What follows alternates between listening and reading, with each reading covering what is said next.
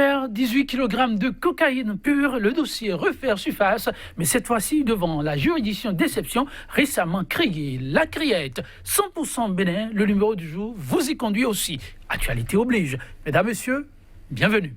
Absence de notification des charges, nouveau jugement pour les mêmes faits. Le procès qui s'est ouvert jeudi contre Sébastien Adjavon, potentiel adversaire au président Patrice Talon, a toutes les apparences d'une chasse aux sorcières. L'observation, mesdames, messieurs, n'est pas mienne, mais celle des avocats de la défense. Qu'est-ce qui fonde un tel argumentaire? De l'audience ouverte, que peut-on en retenir précisément? Ce sont entre autres interrogations dont les éléments de réponse auront à meubler votre émission débat du jour. Thème au menu, affaire 18 kg de cocaïne devant la Criette, la justice béninoise à la croisée des chemins. Pour l'instant, analyse, il est Kofidia, juriste, il est analyste politique. Il est Kofidia, bonjour. Bonjour Joël. Et merci de répondre à notre invitation. Toujours un merci partagé. En face de lui, un acteur politique, Donklam Abalo.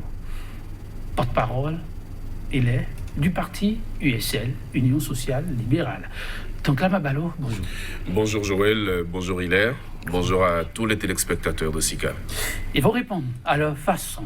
4 octobre, date retenue pour la comparution de Sébastien Adjavon, cité dans l'affaire 18 kg de cocaïne. Une affaire que devra connaître la Criette, une nouvelle juridiction au cœur de l'appareil judiciaire béninois. Que s'est-il passé ce jour-là? Le film de l'événement à travers ce reportage que je vous invite à suivre. Ce sera avec la complicité de la régie. C'est dans un environnement ultra sécurisé avec un fort détachement d'hommes armés que s'est ouverte l'audience devant connaître de l'affaire dite de 18 kg de cocaïne, cette fois-ci devant la Criette, la Cour de répression des infractions économiques et terroristes, le nouveau-né de l'appareil judiciaire béninois. En l'absence des prévenus, le débat de fond n'a pu se faire. Il y a surtout l'article 428. Le parquet a fait le choix d'évoquer l'article 423, considérant que c'était une étape obligée de l'application de l'article 428. Mais la lecture de l'article 428 est d'une clarté tellement limpide qu'elle ne permet pas la contestation ou la remise en question. La représentation est autorisée. Deuxièmement, dans son principe de liberté, le prévenu a le droit de venir ou de ne pas venir devant une juridiction à la condition qu'il soit représenté. C'est un principe international. Nous le trouvons même devant les juridictions internationales où la représentation est possible. Je rappelle d'ailleurs à titre d'exemple que nous sommes allés plaider avec Maître Issiaka Moustapha devant la Cour africaine des droits de l'homme et des peuples. Et là, M. Sébastien Adjavon n'était pas présent, il était représenté. C'est-à-dire que devant une juridiction internationale, on a le droit de représenter son client, mais devant une juridiction béninoise, on ne peut pas plaider, on ne peut pas défendre, on ne peut pas argumenter pour un homme parce qu'il n'est pas là. Pour les avocats de la défense, c'est une audience qui n'aurait jamais dû se tenir. Ils ne sont pas inculpés, ils ont déjà été jugés. Ils ont déjà été relaxés. Et encore un grand principe de droit pénal international est celui de dire que lorsqu'on a été jugé pour des faits, on ne peut pas être jugé à nouveau pour les mêmes faits. C'est une règle mondiale. Je n'imagine pas que la justice béninoise serait aux ordres du politique. Pour les populations ayant effectué le déplacement de la Criette, malgré l'accès presque impossible, aucun doute, on est en face d'un procès politique. Gouverner, c'est prévoir. Si on ne peut pas gérer le pays là, il n'a qu'à le laisser la paix. Oui, c'est vrai. Et aller ailleurs. C'est ça. Adjavon n'a rien fait pour Talon pour le il n'a rien fait pour Talon pour le mal. Et maintenant Talon est en train de poursuivre Adjavon. Il ne voulait pas se retourner. Oh, c'est pas bon. Il rend même le pays dans la misère. Tout le monde se plaint. Le 18 octobre, là, on sera encore là. Et on sera même plus, on sera là en masse. On sera même plus très tôt, à 6 h encore, on sera là. Dans 2 semaines, soit le 18 octobre prochain, rendez-vous est à nouveau pris à la Criette pour la suite du procès. Les prévenus effectueront-ils enfin le déplacement? C'est la question qui préoccupe désormais plus d'un. Et voilà un peu ce qu'on peut dire de cette rencontre très attendue à la Criette le 4 octobre. Il est Kofidia. Qu'avez-vous envie de dire? Ce n'est qu'un condensé mais vous avez aussi suivi cet événement de très près. Non, j'ai tout de suite envie de dire que les avocats de qualité de l'homme d'affaires d'Adjavon ont détecté tout de suite le nœud gordien juridique et n'ont pas permis au procureur spécial d'aller au fond du dossier, dans la mesure où l'article 428 du nouveau code de procédure pénale qu'il évoque et laisse entendre qu'on peut se faire représenter, on peut représenter le présumé coupable. Mais l'alinéa 2, ce qu'il ne dit pas, l'alinéa 2 donne également pouvoir au procureur d'exiger la présence du présumé coupable. Mais ce que l'on ne comprend pas ici, pourquoi tient-on coûte à ce que le président d'avant se présente? Dans la mesure où on peut débattre des questions de droit et continuer, puisque les avocats ici, c'est le oui probus dicendi peritus, et l'homme de droit qui sait parler, et le parler de ce dernier, c'est comme le porte-voix de son client. Et c'est comme si c'est son client, de façon virtuelle, qui est présent. On a vu des procès par le passé, comme le disait tout à l'heure, donc là, on n'a pas vu talent devant les juridictions dans le cas de l'empoisonnement. Et pourtant, l'article 428 devrait s'appliquer également à lui. Lui n'est pas sorti de cuisse de Jupiter et Adjavon d'une autre cuisse pour qu'on sache. Donc dans la République, lorsqu'on veut dire le droit, ne faisons pas deux poids, deux mesures. Les comportements, les interprétations, a dit que certains font de la loi, ne tenant pas compte de leur intime conviction ni de leur culture juridique, laissent envisager trop de suspicions. On tente, comme le dit, je ne voulais pas l'affirmer, comme le disent certains avocats, on pense à une chasse aux sorcières.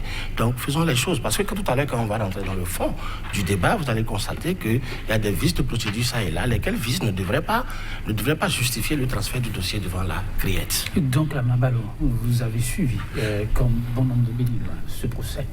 Non seulement j'ai suivi, mais j'étais également présent à la conférence de presse des avocats de Sébastien Germain Adjavon. Et pour vous dire toute la vérité, j'étais beaucoup gêné. Que mon pays puisse faire l'objet d'un regard de ce type. Lorsque vous écoutez les avocats de M. Sébastien Germain Adjavon, vous avez le sentiment que nous sommes dans un pays de non-droit. Même les principes élémentaires de droit pénal international nous ont été rappelés par des avocats et des fois même avec une quinte d'ironie. Une quinte d'ironie parce que j'ai entendu maître Marc Ben Simon se demander si le procureur général, par exemple, faisait des erreurs de jeunesse en matière de droit. D'accord? Quand vous entendez ce genre de choses, quand vous voyez que dans votre pays qui s'est battu pour la démocratie, eh bien, on enfreint des principes élémentaires de droit, alors ça pose un énorme problème. La convocation de M. Sébastien Germain Adjavon, parlons-en. Cette convocation est arrivée alors que l'homme d'affaires était déjà absent du territoire national. C'est un homme d'affaires qui a donc un agenda d'affaires qui se déplace régulièrement en dehors du territoire national et donc qui a pris ses rendez-vous à l'international avant la convocation. La convocation est arrivée. Il n'a pas pu se libérer pour venir et il envoie ses avocats. Il écrit pour présenter ses excuses à la cour et envoie ses avocats le représenter. Mais ça se passe partout. C'est également là une pratique internationalement reconnue. Et comme le disait Hilaire, je l'ai rappelé avant son débat, lorsque dans ce pays, on a fait le procès de l'empoisonnement, enfin supposé empoisonnement du chef de l'État, Thomas Boniaï, est-ce que les mises en cause étaient présents au procès? Non. Et ils se sont fait représenter par des avocats et le procès a eu lieu. Et on a eu la suite par rapport à ça. Et donc, pourquoi est-ce qu'aujourd'hui, on insiste sur la présence des prévenus? Ça veut dire simplement que... On a expliqué. On insiste sur la présence des prévenus parce qu'on est à l'entame du dossier. La plaidoyer a estimé que pour l'ouverture du dossier, il fallait tout au moins les écouter. Et dans l'évolution du dossier, on peut décider et comprendre que pour une raison ou une autre, les avocats puissent représenter les concernés. Oui, mais ce n'est pas un nouveau dossier. Le dossier pour la criette, non, c'est bien nouveau. Ça ne peut pas être nouveau pour la criette. C'est pour ça que je suis d'accord avec Hilaire lorsqu'on parle de la compétence de la criette sur ce dossier-là. Peut-être qu'on reviendrait sur ça, mais ce n'est pas un nouveau dossier. C'est un dossier qui n'existe plus parce que ayant été vidé Ça, c'est très clair. Et les avocats l'ont rappelé. Donc, je ne vois pas pourquoi aujourd'hui on insiste sur la présence de M. Ajavon et des autres prévenus, au point même de reporter le procès au 18 octobre, pensant que... Bon, l'agenda a été très chargé. Entre-temps, l'audience estime qu'avec le temps, il pourrait y avoir un décalage pour permettre aux concernés de pouvoir se présenter. Ce n'est pas... Est-ce qu'on y revient? Oui. Il est Kofidia. Oui, ce que les uns et les autres tentent de faire, c'est ceci. Et lorsque vous lisez l'article 20 de la loi portant organisation judiciaire, la compétence de la CRIET en matière d'infraction économique n'est pas... Elle est claire et limpide. Elle est claire et limpide. Vous savez quoi? La CRIET doit être vue comme étant un organe défendant l'ordre public économique, notamment la drogue, le blanchiment, le détournement de biens publics et tout. Mais cela dit, il faut le terrorisme aussi. Le terrorisme aussi. Cela dit, il faut faire la part des choses. L'affaire 18 kg a connu une saga judiciaire qui a connu ce que nous appelons un certificat de non-appel. L'article 511. Certificat de non-appel, dites-vous? Le certificat de non-appel. À l'audience, on a bien précisé, il y a eu appel. Attendez, certificat de non-appel qui donne la possibilité à la partie lésée, donc à la victime, d'interjeter appel 2 semaines. Ce qu'ils ont fait, 15 jours. Mais dans le même temps, quand vous allez au 517, c'est que le procureur général a le pouvoir d'interjeter appel dans le délai de 2 mois.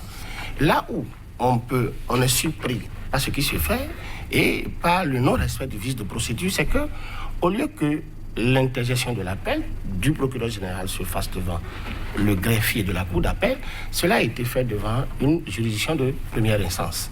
Maintenant, au nom de quelle alchimie on a pu ignorer ce vice de procédure et transférer le dossier qui a été déjà jugé et connu un dénouement, un verdict devant la CRIET au nom de ce que, comme c'est un sujet portant sur un crime économique et donc la drogue, la CRIET nouvellement installée et reposant sur l'article 20 doit forcément connaître du dossier. C'est tordre un peu malencontreusement le coup à la loi, dans la mesure où le principe non bis ibidem, c'est un principe international.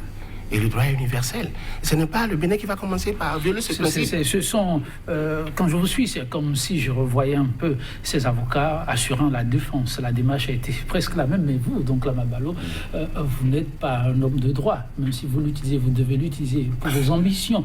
Mais l'homme d'État, parce que je vois désormais dans cette posture, a une vue, dit-on, holistique des choses.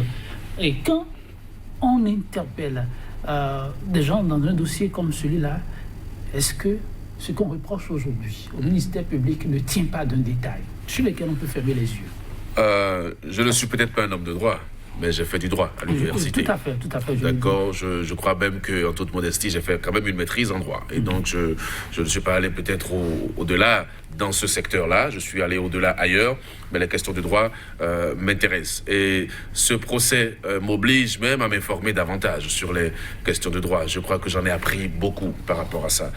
Je vous ai suivi tout à l'heure, ou j'ai suivi le reportage tout à l'heure. J'ai noté, j'ai pris mon bic, je l'ai écrit. Vous avez dit quelque part que nous sommes en face d'un procès politique. Vous l'avez dit clairement. Non, vous l'avez répété. Oui, j'ai rapporté les propos des oui, avocats. mais vous l'avez répété. Et quand je vous ai écouté, je suis sûr que vous en êtes convaincus également. Nous, à l'Union sociale... les avocats qui disaient oui, mais nous, à l'Union sociale libérale, nous sommes convaincus qu'il s'agit d'un procès politique. Pour nous, c'est très clair. Et c'est un recul démocratique pour nous autres Béninois de voir des procès politiques ou des détenus politiques en plein 21e siècle au Bénin. D'accord? Et ça, c'est un état des lieux qu'il faut faire.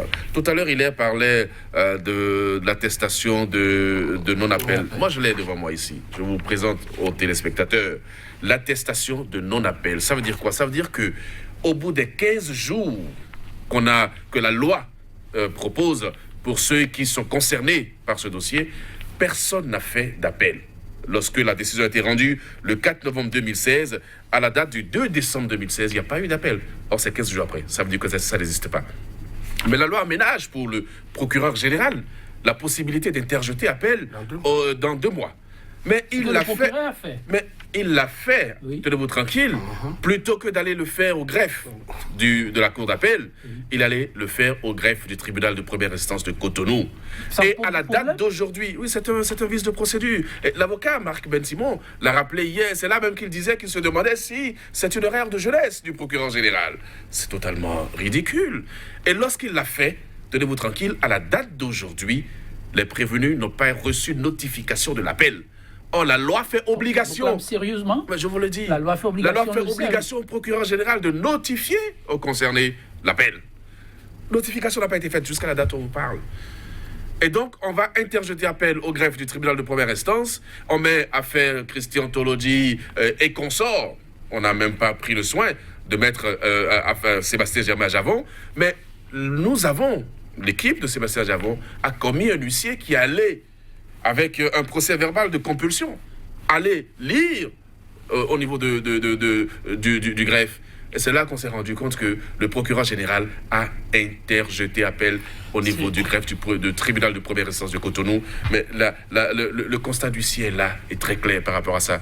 Et donc, ce sont des faits que les avocats ont voulu relever. Mais on leur a interdit de prendre la parole. Vous étiez au procès. Ils n'ont même pas pu s'exprimer. Ils n'ont même pas accès au dossier. Donc là, tout ceci nous amène, donnez-moi une minute s'il vous plaît, tout ceci nous amène à penser que c'est un procès politique. Et le fait même d'avoir insisté sur la présence de M. Sébastien Germain-Javon et des autres concernés par le dossier prouve, si besoin en est, que là, on est en train de rechercher simplement l'occasion de déposer M. Sébastien Germain-Javon. Donc la Babaleur n'allait pas si vite en besogne. Non. Nous allons, chers téléspectateurs et chers invités, avec votre permission, suivre les arguments techniques envoyés, développés par la défense. Et ensuite, on reviendra sur ce plateau pour mieux comprendre ce qui motive leur crainte. Parce que oui, manifestement, il y a eu beaucoup de craintes exprimées par la défense. La régie.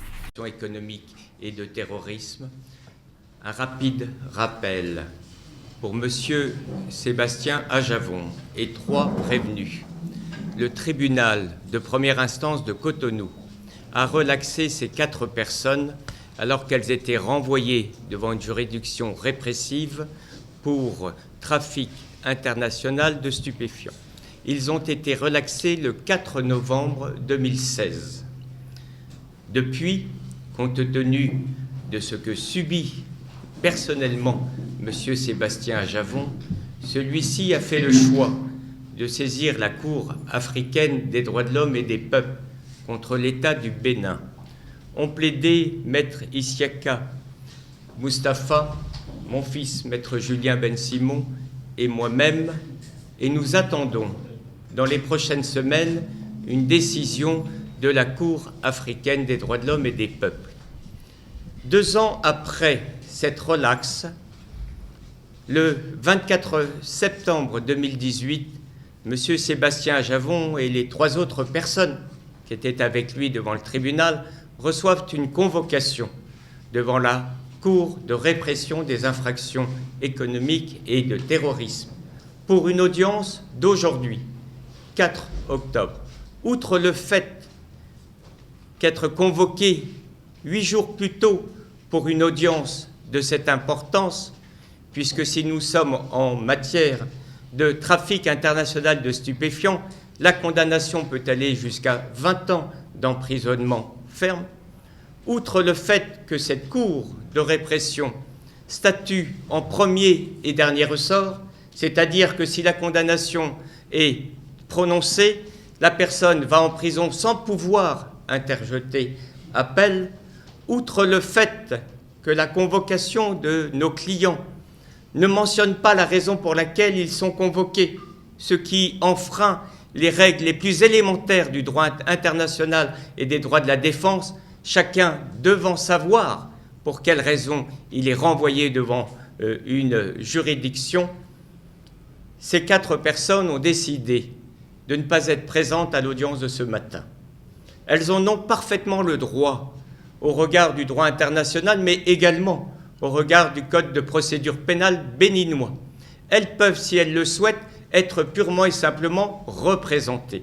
Et c'est ainsi que M. Sébastien Ajavon a mandaté un collège de 10 avocats, 7 du barreau du Bénin, 1 du barreau de Côte d'Ivoire et 2, mon fils et moi, du barreau de Paris. Nous nous sommes présentés à l'audience ce matin tout à fait normalement. Aucun problème devait apparaître. Nous avions à la fois les documents qui nous permettent de présenter la demande de nos clients pour être représentés, les lettres, et également nos propres lettres de constitution. Quelle n'a pas été notre surprise d'apprendre que non seulement le procureur spécial de cette cour de répression, mais semble-t-il la cour également, considérait que si M. Sébastien Javon n'était pas là ce matin, s'il n'était pas présent à l'audience, alors nous, avocats, qui portons toujours la parole, c'est notre métier, et qui assurons la défense, ne pouvions même pas dire le premier mot. Nous n'avions pas la parole, nous n'étions pas partis au procès, nous ne pouvions pas défendre nos clients. Un débat a eu lieu, mes confrères béninois, qui connaissent parfaitement la procédure, ont rappelé l'article 428 du Code de procédure pénale béninois, qui dit expressément qu'un prévenu renvoyé devant une juridiction répressive a le droit d'être représenté. C'est la règle, c'est la loi, mais non. Cette règle, cette loi connue de tous, parfaitement répertoriée, acceptée depuis toujours au Bénin conformément à son code, cette règle aujourd'hui n'était plus respectée. Le déni de la présence de l'avocat a été exprimé ce matin par cette juridiction qui, bien embarrassée et après avoir été délibérée sur le sujet, a préféré purement et simplement renvoyer cette affaire à 15 jours avec injonction faite à nos clients de comparaître personnellement à l'audience du 18 octobre dernier. Voilà la situation que nous avions à dénoncer aujourd'hui, car je ne suis qu'un avocat étranger. Je suis un avocat du barreau de Paris, mais cette situation est véritablement inadmissible. Les avocats présents avaient le devoir, en leur âme et conscience, d'exprimer la défense de leurs clients. Ça leur a été retiré. Oui, créer une insécurité totale, non seulement aux personnes qui devaient comparaître, mais à nous tous, si les choses devraient continuer de cette manière-là. Ce n'est pas la peine de revenir sur le fond du dossier, on n'est pas ici pour ça. Mais la question que chacun de vous pourrait se poser, est-ce que quelqu'un qui est poursuivi pour une infraction, qui a été relâché par une juridiction, il n'a pas fait appel. C'est le procureur général qui a fait appel. Donc il n'est pas appelant la cause. Lorsqu'on va devant une juridiction d'appel, encore que je ne sais pas si la cliente est une juridiction d'appel, c'est un autre débat. Mais lorsque vous comparaissez devant une juridiction d'appel, la première question qu'on vous pose, c'est l'appelant qu'on pose la question, pourquoi vous avez fait appel? Parce que c'est vous qui n'êtes pas d'accord avec la décision. C'est vous qui querellez la décision. Donc c'est à vous de dire pourquoi vous avez fait appel. Un prévenu qui a été relâché, qui n'a pas fait appel, on n'a pas à lui poser la question même en premier. Alors la loi fait un arrangement pour dire, lorsque vous n'êtes pas poursuivi, parce que ici, lorsque la personne est relâchée, il n'y a pas de mandat, il n'y a rien contre lui, il est toute liberté. Il peut choisir de dire, je ne comparais pas, je me fais représenter. C'est ce qu'ils ont fait, ils ont écrit régulièrement à la Cour pour demander à être jugés en leur absence, ce qui est prévu par non seulement les tests internationaux, mais également par le droit positif béninois, notamment par l'article 428 du Code de procédure pénale béninois. Mon confrère vous l'a rappelé. Mais quand c'est le cas, l'avocat présente la lettre et on reçoit sa constitution. Celui qui n'est pas là, il ne peut pas venir remettre une lettre par un jeu de l'esprit, du Saint-Esprit. On l'a toujours fait, ça s'est toujours passé comme ça, ce n'est pas inédit, ça ne s'est pas passé pour la première fois, c'est un arrangement légal qui a été prévu par le législateur, qu'on a toujours utilisé dans les prétoires au Bénin ici. Mais subitement aujourd'hui, non seulement on dit qu'on ne doit pas parler, parce qu'on ne doit même pas remettre la lettre, parce que nos clients ne seraient pas là. Il a fallu un long débat, une suspension avant qu'on accepte la lettre, mais toujours notre constitution n'a pas été reçue, donc on n'a pas accepté qu'on se constitue pour défendre les gens.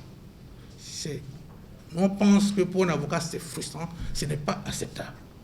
C'est pour ça que nous avons décidé de tirer la sonnette d'alarme, de prendre à témoin l'opinion publique nationale et internationale pour que les gens comprennent que ce qui se joue n'est plus du droit, mais ça ressemble à autre chose.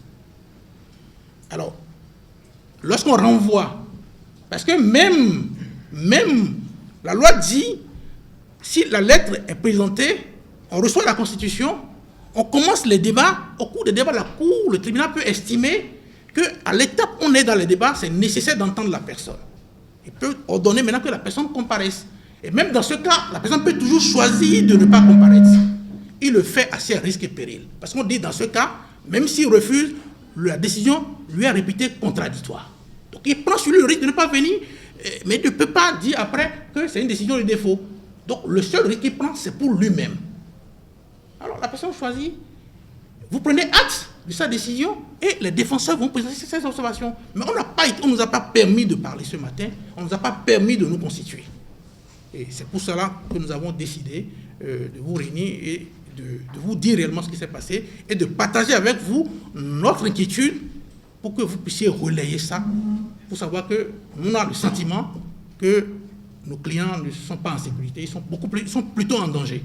Parce que si on exige leur comparution, alors qu'on n'a même pas commencé les débats, alors que les débats n'ont pas révélé qu'on a besoin de leur comparution, on aurait pu nous laisser commencer les débats. Et chemin faisant, on constate à travers les déclarations des uns et des autres qu'il était nécessaire de les entendre. En ce moment, on peut ordonner leur comparution. Et je vous ai dit que même à ce niveau, ils ont encore le choix de dire on ne comparaît pas. Là, ils prennent le risque de ne pas comparaître. C'est leur risque et péril. Donc, c'est vraiment inadmissible ce qui s'est passé. Et c'est pour cela que nous avons décidé de donner de la voix. Je pense que le dossier est en cours. Donc, ce n'est pas ici qu'on ira dans les détails du fond du dossier.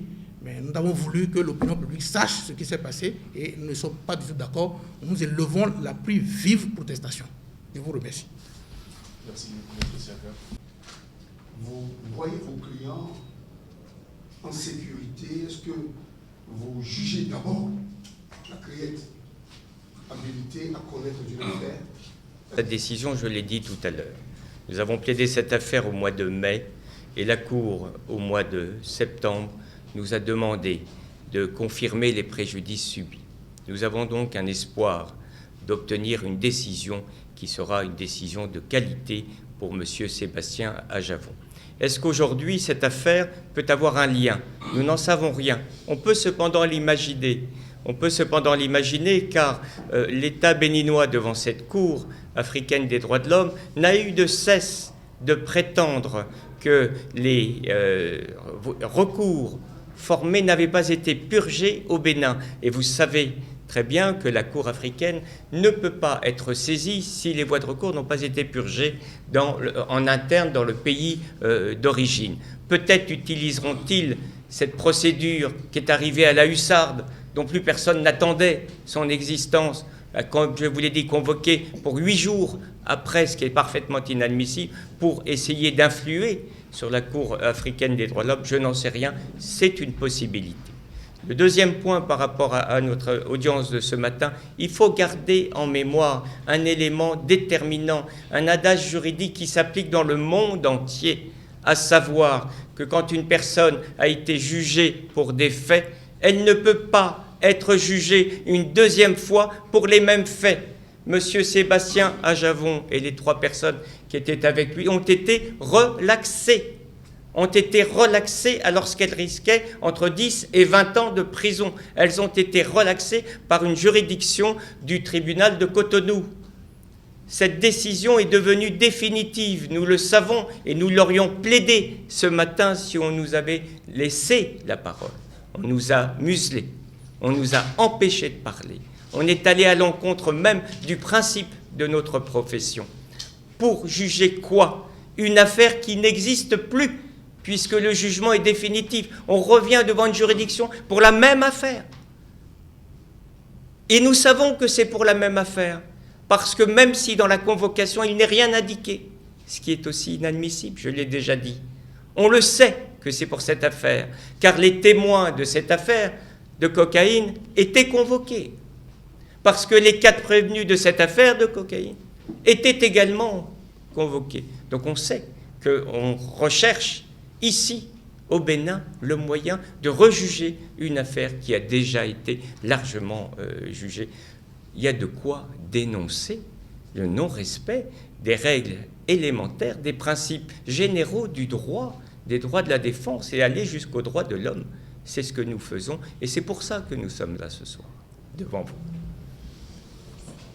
S'il aurait fait ça, il faut retenir que cette convocation a été délaissée le 24 septembre. Au moment où il le faisait, M. Aljavon n'était pas au Bénin. Vous savez, c'est un homme d'affaires d'envergure internationale. En un mois, il voyage au moins une fois par mois. Donc il était déjà parti quand la convocation a été délaissée. Donc il avait des rendez-vous sur le plan international. Mais cela dit, rien ne l'oblige juridiquement à être là ce matin. La loi lui permet de se faire représenter. Et c'est ce qu'il a fait. Ça ne veut rien dire. C'est la loi qui a permis cela. C'est la loi qui a dit qu'une personne convoquée peut demander à être jugée en son absence. Parce que nous, on ne veut pas aborder le fond. Mais pour nous, cette affaire est terminée. Parce que l'appel sur lequel je ne veux pas aller dans les détails parce que le dossier, je ne le plaidais pas ici, mais l'appel sur lequel il se fonde, l'appel est inexistant. Ça n'existe pas là où ça doit exister. Donc ce dossier, on ne pourrait même pas l'enrôler, puisque cet appel n'est pas régulier. Donc il faut savoir, raison de plus pour lui, pour demander c'est son droit. Donc le 18 octobre, rien ne l'oblige. Là, il n'est pas là, rien ne l'oblige non plus à être là le 18. Je vous ai dit, il faut lire l'article 428, il faut publier cela dans vos journaux, dans vos organes, pour que c'est clair, ça ne donne même pas lieu à une interprétation. Tout le monde lit, on peut comprendre. C'est-à-dire, il demande à comparaître, demande à être jugé en son absence. Cet avocat le représente. Si au cours des débats, malgré cela, le juge constate qu'on a besoin de lui pour éclairer, parce que c'est lui qui risque une condamnation. Donc c'est lui, en fait, c'est lui qui a intérêt à être là. C'est lui qui a intérêt à être là. S'il choisit le faire, c'est risqué péril. Si, au cours des débats, la Cour constate qu'on a besoin de lui pour comprendre, il peut renvoyer. C'est à ce moment qu'on peut renvoyer. C'est qu'on est déjà dans les débats. Mais s'il renvoie, la loi dit, il peut encore dire non, je ne viens pas. La conséquence, c'est que la décision lui est opposable. C'est tout. Donc rien ne l'oblige à venir. Je ne suis pas lui, je ne prends pas la décision à sa place, mais rien ne l'oblige à être là le 15. Et le 18. Donc nous allons rappeler les dispositions. Ce que nous demandons, c'est que la loi soit appliquée. On ne demande pas autre chose. Ce que la loi a prévu, que cela soit respecté. Voilà. Parce que le juge est soumis à l'autorité de la loi. Merci, on va prendre deux questions. Problème sur le plan procédural. Relaxer, c'est relaxer. Celui qui est relaxé au Bénin-Dessous, il est relaxé. C'est pas parce que la personne est relaxée que sur le plan procédural, ça pose un autre problème. C'est dit, la preuve, il n'a pas fait appel. C'est le parquet général qui a fait appel. Donc c'est le parquet général qui n'est pas satisfait de la décision, qui estime qu'il y a quelque chose qui a fait appel et appel irrégulier. Donc lorsqu'on sait ça, vous embrouillant, dit relaxer au bénéfice de doute, celui qui le dit, il ne comprend pas les choses. Se relaxer, avant d'être au bénéfice de doute, c'est relaxer. Donc ça produit les mêmes effets juridiques. Donc on ne peut pas condamner celui qui est relaxé, que ce soit au bénéfice de doute ou relaxé purement simplement, on ne peut pas le condamner. S'il est poursuivi avec mandat, lorsqu'on prononce une relaxe au bénéfice de doute contre lui, il sort de la prison. Le mandat est levé. Donc, relaxe au bénéfice de doute et relaxe purement simplement produisent les mêmes effets juridiques. Je suis prêt à tenir le débat devant n'importe qui. Lorsque vous êtes en prison et qu'on vous relaxe, vous sortez. Que la relaxe soit purement simplement au bénéfice de doute, vous sortez. Donc, ça n'a aucune conséquence sur la procédure. Donc ceux qui le disent, c'est ça qu'il faut leur dire. On l'a dit, cette cour statue en premier et en dernier ressort. Il n'y a que la voie de cassation, et la cassation, ce n'est pas un troisième degré de juridiction. La cour de cassation ne rejuge pas, ne reprend pas les faits. Donc il voit si le droit a été bien appliqué. Et ici, je crois qu'on est sur le terrain du droit. La deuxième question, la tradition des hommes de barreau, comme vous, le lien entre le ministère public et le président de la Cour. Parce que ce matin, moi, il y a vu des gens, après une suspension de séance, se retrouver tous dans le même bureau. Venir après comme et comme si ce matin, le président de la Cour savait que le ministère public avait quelque chose à dire, quand le ministre a repris, il n'a pas lui donner la parole, il commence par lire l'article de le lien entre le ministère public. Moi, je vous en sais gré. Si vous posez la question, vous avez trouvé que c'était anormal. Le ministère public est parti au procès. Donc il devait être au même pied d'égalité que les autres partis. Et qui plus est, il est appelant. C'est parce qu'il a fait appel qu'on est là. Pour nous, la justice nous a donné raison. S'il n'avait pas fait appel, on n'en serait même pas là. Alors, comment se fait-il qu'une partie, quelqu'un qui est partie poursuivante, il ne doit pas avoir de contact avec la Cour? Parce que la Cour est indépendante. C'est lui qui vient soutenir l'accusation. C'est lui qui vient requérir la peine. La Cour n'est pas obligée de suivre ce que le ministère public demande. Parce que la Cour est indépendante. Donc ce n'est pas normal que... moi, si vous avez fait ce constat, moi je dis que ce n'est pas normal. Oui, par rapport à ce que vous avez relevé, moi j'ai honte de vous entendre le dire devant la presse nationale et internationale. C'est une pathologie de notre système judiciaire. Ça n'a pas de sens. Juridiquement, c'est absolument inadmissible. La Cour est indépendante et c'est la Cour qui juge. Le ministère public est comme une partie au procès. Je voudrais rapidement vous rappeler l'histoire, ce qui a conduit à ce que le ministère public est appelé à se retrouver sur le même palier que la Cour. L'histoire est partie de la France. Il y avait eu un juge, sinon au départ, au commencement, puisque la France, c'est notre mère d'inspiration et tout ce que nous faisons aujourd'hui en matière procédurale a été hérité de la France. Au départ, le ministère public se mettait au même endroit que les avocats. Mais il fut un temps où un juge qui n'entendait pas très bien a bénéficié de la faveur du ministère public qui, pour lui souffler ou pour lui parler, pour qu'il puisse entendre, se déplaçait et allait à ses côtés. Et c'est à partir de cet incident que le ministère public s'est retrouvé par une erreur de disposition à côté de la Cour.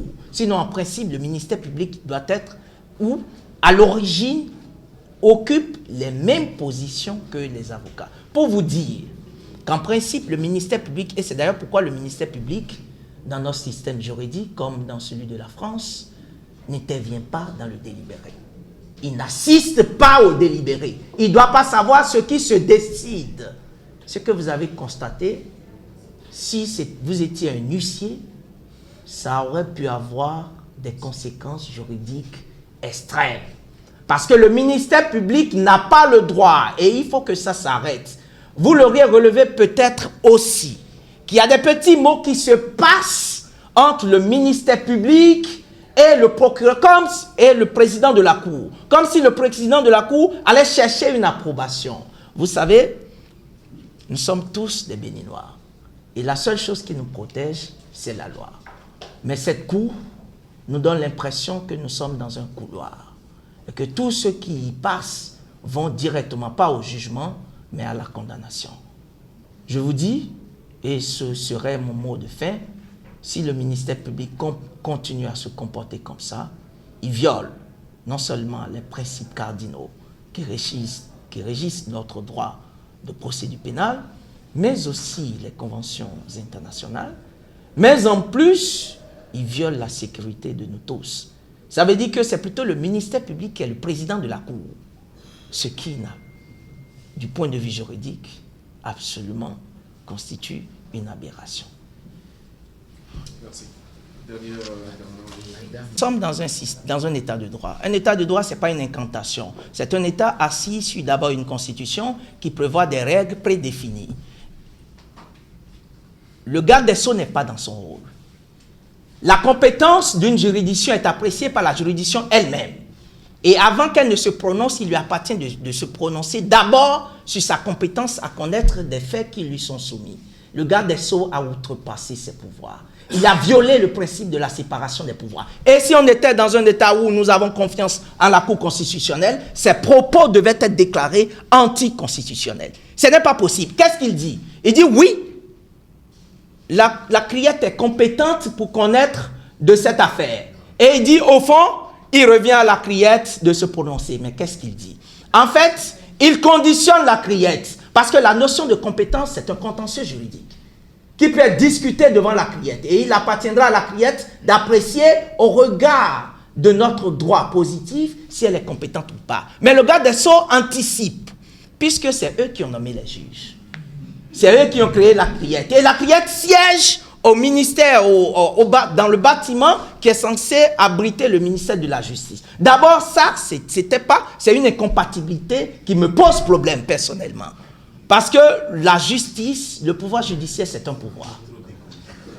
Ce n'est pas possible. Et lorsque j'entends le garde des Sceaux, alors que pour une affaire qui est pendante, venir nous parler de la compétence, c'est une aberration. C'est une erreur qu'il ne faut plus jamais reprendre. Le garde des Sceaux, c'est un confrère, mais ce n'est pas ce que le droit enseigne. Je vous remercie. Je voudrais ajouter quelque chose. Dans ces cas-là, aucune juridiction, la cour de répression que nous évoquons, ne peut prendre en charge une telle affaire. Je vous confirme que ce jugement est définitif. Pour qu'un jugement soit définitif, il faut que personne n'ait interjeté appel de manière recevable. Pour interjeter appel d'un jugement devant vos juridictions au Bénin, chacun a un délai de 15 jours pour interjeter appel. Il doit le faire au greffe du tribunal correctionnel, tribunal de première instance. Nous avons la certitude que personne n'a interjeté appel auprès de ce greffe de ce tribunal. Reste alors une deuxième possibilité d'appel, ça n'est plus en 15 jours, mais c'est en 2 mois, c'est beaucoup plus long. Et qui a le droit, le pouvoir et les moyens juridiques d'interjeter appel à ce moment-là? C'est le procureur général, c'est-à-dire le procureur près la cour d'appel. Et dans ces cas-là, vous avez un texte. Ce dossier m'a permis de mieux comprendre votre législation. Vous avez un texte qui dit expressément, à peine d'irrecevabilité d'un appel qui aurait été donné, ce texte dit que le procureur général a l'obligation d'interjeter appel auprès de qui? Auprès du greffe de la cour d'appel.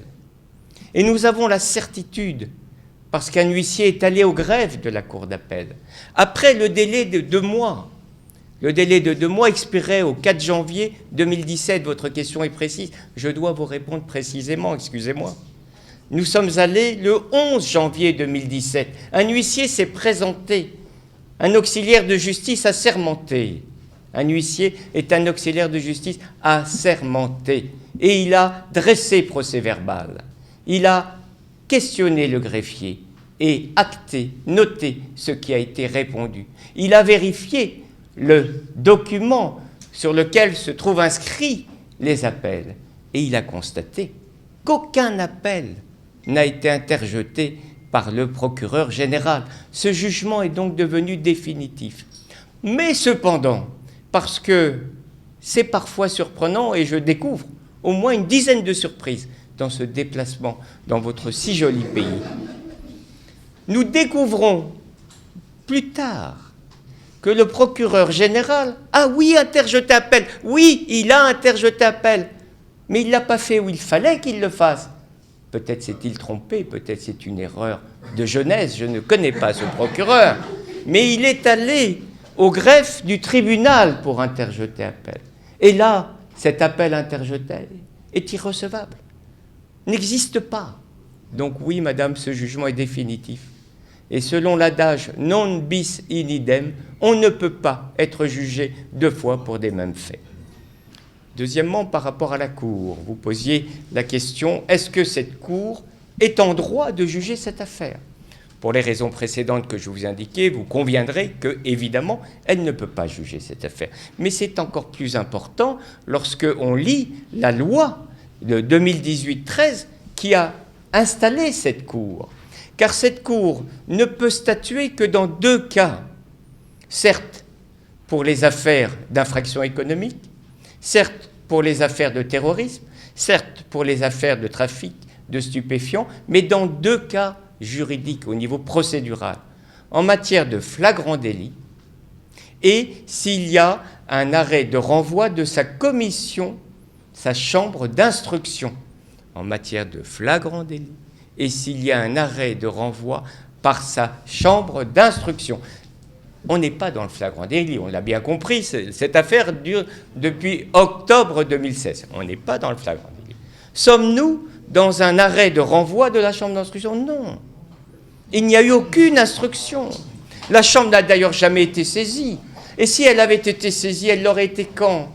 Je rappelle que la criette a été installée, de mémoire, le 27 août 2018. C'est une gamine qui vient de se positionner, qui est en train de fleurir, qui est en train de grandir, qui veut prendre position peut-être un peu rapidement. Mais en tout état de cause, sa chambre de l'instruction n'était pas en mesure d'instruire. Et dans le dossier ne figure aucun arrêt de renvoi. Et je terminerai parce que vraiment, j'ai trouvé ça inadmissible. Quelqu'un est renvoyé 8 jours avant dans une procédure où il risque 20 ans de prison incompressible. Et nous n'avons pas accès au dossier. Je veux dire, moi, Marc Ben-Simon, avocat, 34 ans d'avocature, je n'ai pas accès au dossier. Je ne peux pas le voir, ce dossier. Mon client risque 20 ans. Je ne pourrais même pas faire appel pour lui. Et je n'ai pas la possibilité d'être à armes égales avec les juges. Ces juges qui ont le dossier entre les mains, qui ont eu le temps peut-être de l'analyser, ce dossier date d'il y a 2 ans. Et moi qui apprends jeudi dernier que mon client est convoqué pour affaire le concernant, je me suis dit, mais peut-être qu'il a fait un excès de vitesse, et que c'est pour ça qu'il affaire le concernant. Peut-être qu'il a commis une petite infraction, je n'en sais rien. Je plaisante un peu parce que c'est quand même important de plaisanter aussi, mais savoir qu'en 5 jours de temps, on a réussi, et maître Moustapha, ici présent, a réussi à réunir un collège de confrères sérieux, dévoués, travailleurs. Nous avons, nous, réussi à venir en urgence pour préparer cette défense sans savoir et sans avoir accès au dossier. Enfin, attendez, vraiment, c'est normal, de manière humble, c'est normal de dénoncer ces éléments-là parce qu'ils sont, au niveau du droit, parfaitement inadmissibles. Merci. J'espère, mesdames, messieurs, vous vous êtes fait votre opinion. Les avocats de la défense continuent de s'interroger. Assez d'interrogations, des éléments de réponse appropriés avec. Il est Kofi. Oui, c'est ce que mon vis-à-vis, donc là, Balo vient de dire pour affirmer sans coup férir qu'il s'agit d'un procès politique est vrai. Si les huissiers sont allés constater et le certificat est de non-appel devant la première juridiction et que les avocats n'ont pas eu connaissance de ce document, cela craint. Et je suis gêné de le dire, mais qui veut la tête du président du Portland? Est-ce la communauté internationale qui veut lutter contre la drogue comme on l'entend, ou est-ce le président de la République, ou carrément un adversaire politique que l'on veut écarter de son chemin? Tout porte à croire que c'est le cas. Et c'est le cas, c'est sombre et lugubre dans la mesure où on n'a vraiment pas besoin de ça. On n'a pas besoin de ça pour la simple raison que le droit, ce qui fait la beauté du droit, ce sont les tests.